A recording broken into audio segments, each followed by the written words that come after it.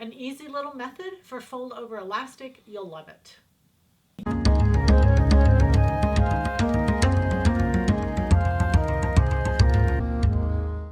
On our YouTube channel, we've shown you one method of doing a fold over elastic. I'm going to show you another method to where the neckline is complete and the fold over is continuous.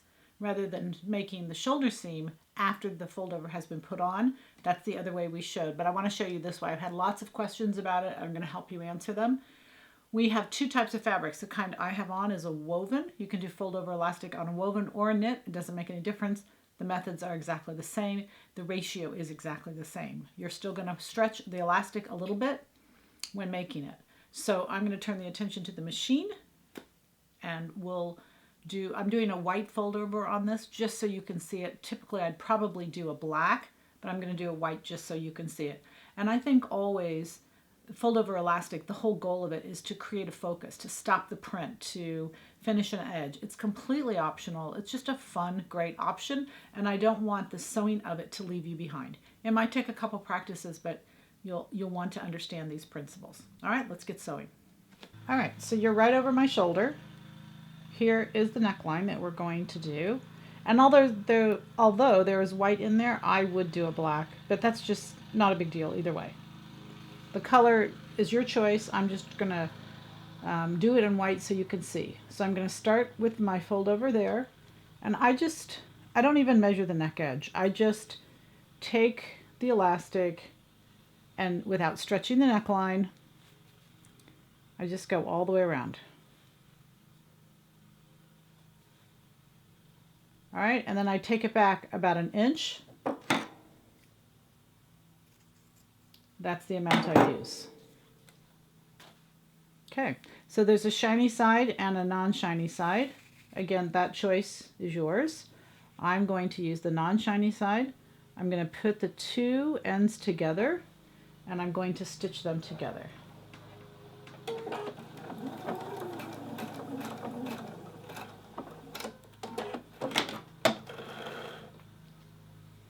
I'm using a 3.5 stitch length. You just want to make sure that's a nice tight stitch. My machine did not get that exactly right, so I'm going to just do that again.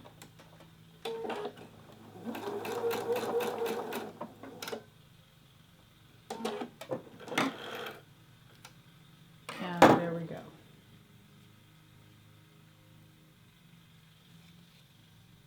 Okay. Now I don't notice that this is not exactly even, but one side is. As long as one side is, I'm going to open up the seam, and that's the side I'm going to put on top. And where that's going to go, because I can put it either this way or this way. This is going to go onto my left shoulder seam. So my left shoulder seam goes to the back, and that goes on top. Okay, and so that's the first point that I always start with. All ready to wear starts on my left shoulder seam.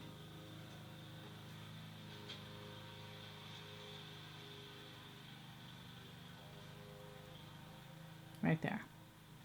All right, so now I've got it pinned in that one place, the left shoulder seam. I'm going to go ahead and quarter this elastic into 4 places.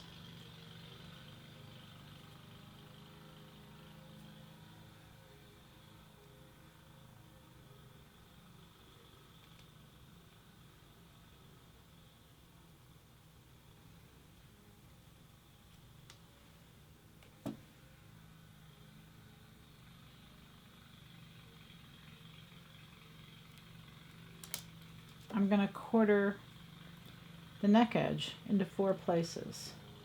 Now keep in mind I don't pay attention to seams. I've already lined up the left shoulder seam, and that's it. I don't pay attention to any other seams. It's the whole neck edge versus the whole elastic. And I'm going to quarter both of them. There's only one place, you only have one seam on the elastic, and you line that up to the left neck edge seam. All right, so at this point I can go ahead if I want and line up those places or I can just do it as I'm sewing. Either way, there's not a right and a wrong. I think I do it 6 of one, half a dozen of another.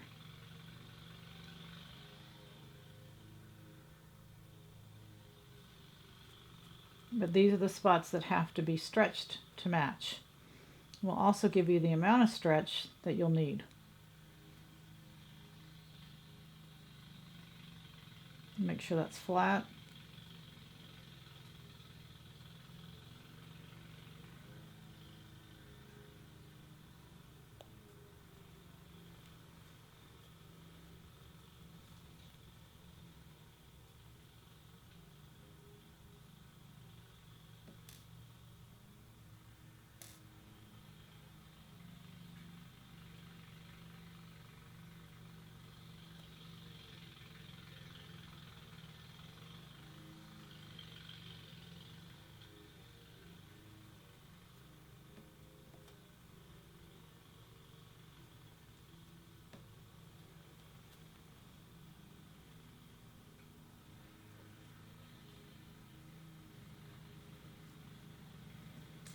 All right, so I've got each of my sections quartered.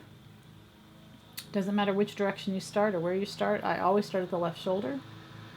Again, not a right and a wrong. That's just because that is the only real alignment point.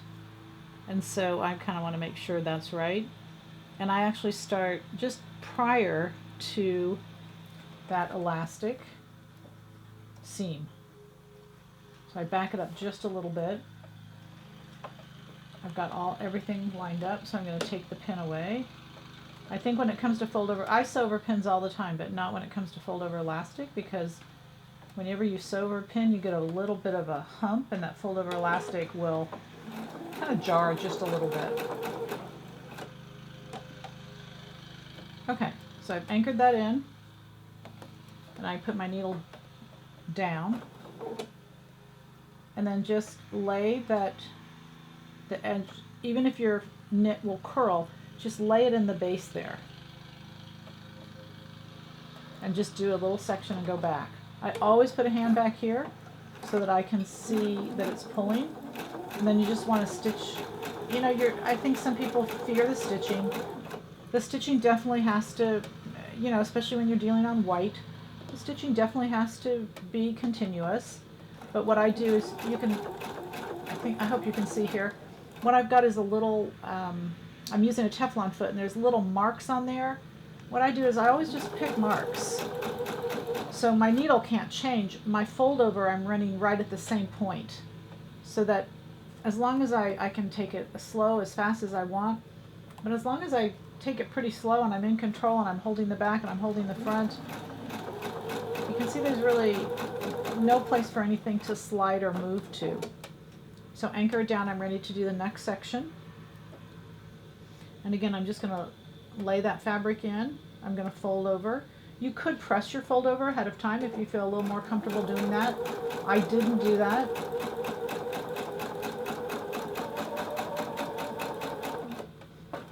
And I find that I probably do half of those quartered sections at a time.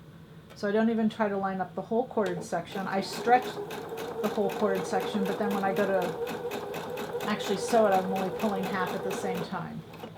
So you can see it doesn't have to be a fast process. I would encourage you to have patience, because I think that if you have to take it out, that certainly is going to take a lot more time than it is to, you know, be careful the first time, if that's a fair statement. So again, I'm coming to the third section now. I just lay it in there.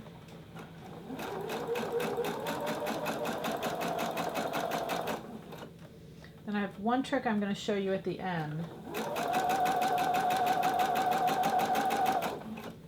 And you'll notice it after I tell it to you if you haven't noticed it already. That really makes... Alright, anchor my needle down. I'm to my last section now. It's just really looking absolutely gorgeous.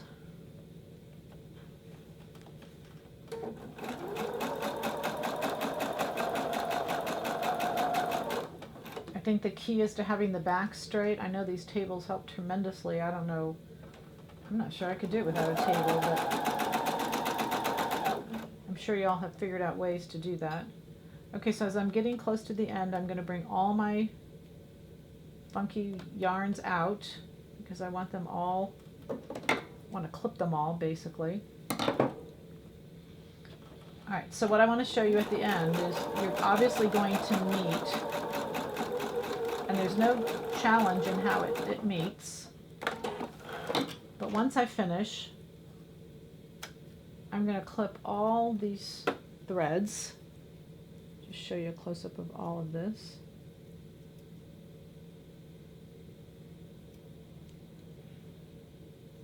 And obviously some of those threads were from where I was sewing in the first place. So if you notice, as we tuck under there, there's that little bit that showed. You're going to cut that off. Fold over elastic, it's the fold part. It will not ravel, it will not do any of that. So when I initially folded that, even if it's not straight, I don't even have to worry about that, because what manufacturers do is they come back and they trim that section so that it will look perfect across the neck edge there. And you see that. So when you fold that, it doesn't matter where it is, it'll just come back to be a really neat neck edge. And there you have it. It's a good, you know, good. I'm gonna let me press it for you just so you can see it. I'm gonna actually turn the camera toward the iron, because fold over elastic, you don't want it too tight. If you get it too tight, it will pucker all the way. And pressing does a final job of just kind of laying it in the direction you want. I think maybe that might be a misunderstanding as people try to get that fold over just a little bit too tight.